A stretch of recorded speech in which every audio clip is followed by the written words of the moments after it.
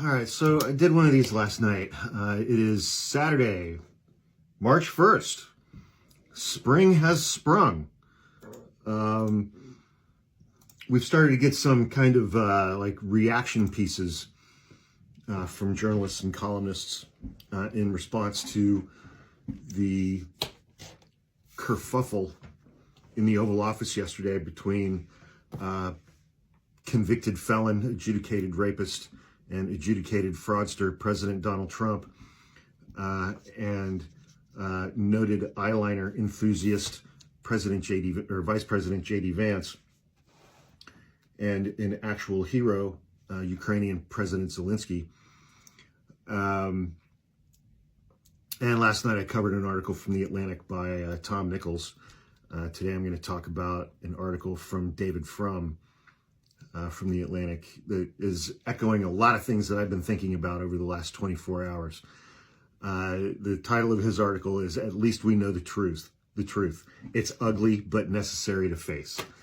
And, you know, before I get into it, it's like in that 20-minute meeting, Donald Trump completely blew apart the world order that has existed for the last 80 years, since the end of World War II. And we have, as a nation, we have changed sides in the war, Russia's war against Ukraine. Republicans are now not willing to admit that Russia started that war.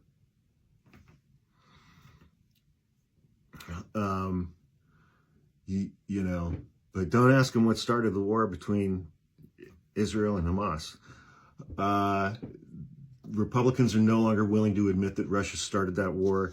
And it's just like, in my lifetime, I never thought I'd see the United States of America abandon Europe, abandon NATO, switch sides in a war in which the aggressor was Russia, and communicate these things very, very clearly to the world and to the world community and to the remaining Western democracies on the planet, and communicating to all of our allies in very explicit terms that we, the United States of America, can no longer be trusted. We can no longer be trusted. You cannot count on our word henceforth, period. We may not even give you our word going forward. It's just, and this is plain, no one who witnessed this take place yesterday can have any doubt that the United States has abandoned Europe, the United States has abandoned Ukraine, the United States is now allied with Russia and Vladimir Putin. Explicit. 80 years down the crapper.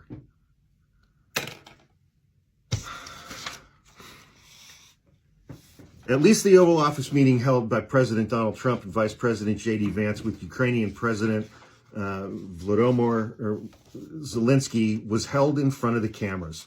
False friendliness in public by Trump and Vance, followed by behind-the-scenes treachery, would have been much more dangerous to the Ukrainian cause. At least they did it out loud, where everybody could see it. Instead, Trump and Vance revealed to Americans and to America's allies their alignment with Russia, their animosity towards Ukraine in general, and its president in particular. The truth is ugly, but it is necessary to face it.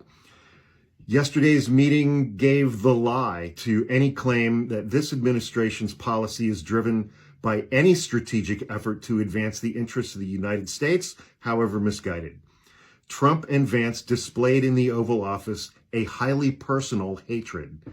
It's revenge. It's pure vengeance for Donald Trump's first impeachment. This is pure revenge. It's just revenge. There was no effort here to make a case for American interest. Vance complained that Zelensky had traveled to Pennsylvania to thank United States ammunition workers because, Vance charged, the appearance amounted to campaigning for the Democratic presidential ticket. And then Trump is like, let me tell you, Putin went through a lot of hell with me. He went through a phony witch hunt where they used him in Russia. Jesus Christ on a pogo stick. I mean, here's the bottom line here. Both the president and the vice president showed the U.S.-led alliance system something it needed urgently to know. The national security system of the West is led by two men who cannot be trusted to defend America's allies and who deeply sympathize with the world's most aggressive dictator. Through the Cold War period, Americans were haunted by fear that a person with clandestine loyalties to a foreign power might somehow rise to high office. But what if the loyalties were not clandestine or secret? What if a leader just plain blurted out on national television that he despises our allies, rejects treaties, and regards a foreign adversary as a personal friend? What if he did this repeatedly? We are witnessing the sabotaging of the United States. America first has always meant America alone, a predatory America whose role in the world is no longer based on democratic beliefs. Is this who Americans want to be? For this is what America is being turned into. Trump's administration of a program like PEPFAR, which is to treat AIDS and HIV infection throughout Africa, it was started by George W. Bush, was renewed by Obama. Congress passed it, funded it legally, because they saw the program as, it helps people, but it advances our interests as well around the world. It makes us look like the good guys. And that's called soft power, as opposed to hard power like guns and planes. Trump and Vance don't want the United States to be that kind of a country anymore, so they killed it. American allies urgently need a plan B for collective security in a world where the U.S. administration prefers Vladimir Putin to Zelensky. Trump likes and admires bad people because he himself is a bad person. But no matter how shallow his motives, the consequences will be profound. In Trump's first term, he sometimes seemed like a rogue actor within his own administration. This time around, Trump is building a national security system that follows his lead. So he's not the lone lunatic. He's surrounding himself with like-minded lunatics. The pro-Trump party exposed its face to the world in the Oval Office yesterday. Nobody who saw that face will ever forget the grotesque sight. So, now more than ever,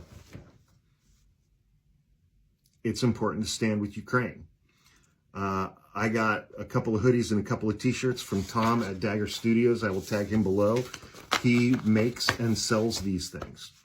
As an aside, this is one of the most comfortable hoodies that I have. It's lightweight and it's fucking fantastic.